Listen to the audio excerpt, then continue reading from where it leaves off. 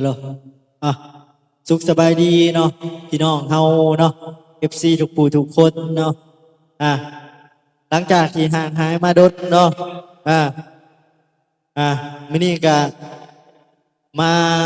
สิมีผลงานเพลงมาฝากจักหนึ่งผลงานเพลงเนาะมาฝาก FC เฮาเบิดทุกผู้ทุกคนนั่นแหละเนาะ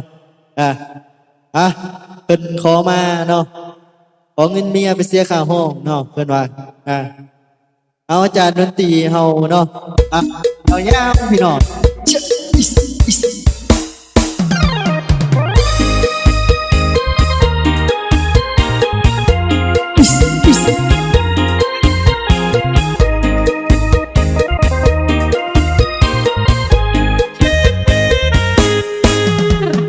ขอเงินเมียไปเสียค่าห้องอย่าโบกอย่าบึ้งเนื้อทองอายนอนด้วยความจำเป็นตามคำสัญญาจะมาหาเมียแต่เว้นแต่แล้วมีเรื่องจำเป็นใจอายแน่ควันเยือกินเหล้าเมาจนมาบ่ได้จะขับรถยานตั้งเสาไฟจึงได้นอนห้องแคมค้างคืนอย่าเข้าใจผิดว่าหัวนอนกับอีกอื่นไอ้นอนคนเดียวค้างคืนคิดถึงเมียแค่ขาดใจฝากเงินธนาคารยังมี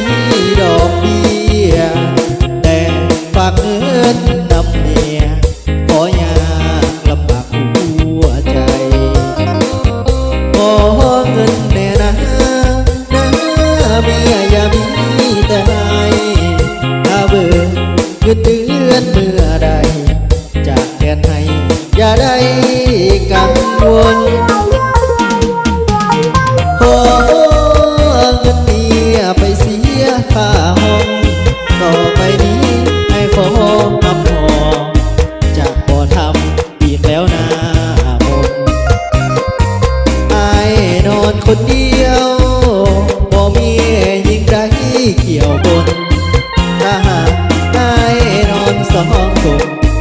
สาบานให้ฟังพาตีเอาจานทองเอาเกี้ยวเนาะ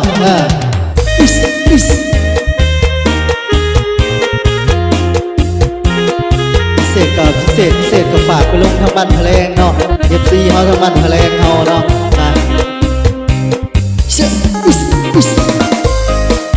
ขอบ่ได้กะหลักเอาเลยเนาะเงินเมียเนาะ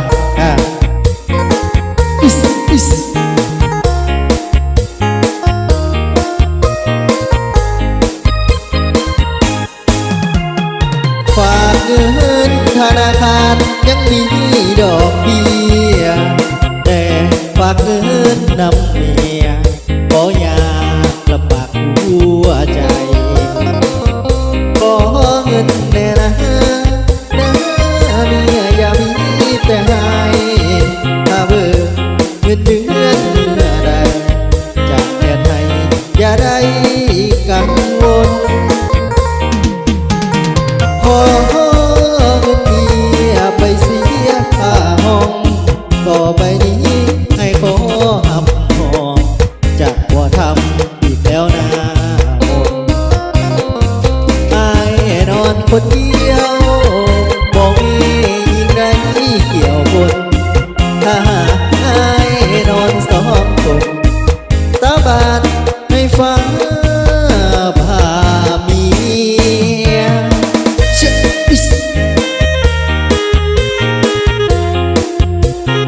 ขอบใจเนาะขอบใจสำหรับการติดตามหับชมเฮาเนาะติดตามผลงานเฮาเนาะข้าพเจ้า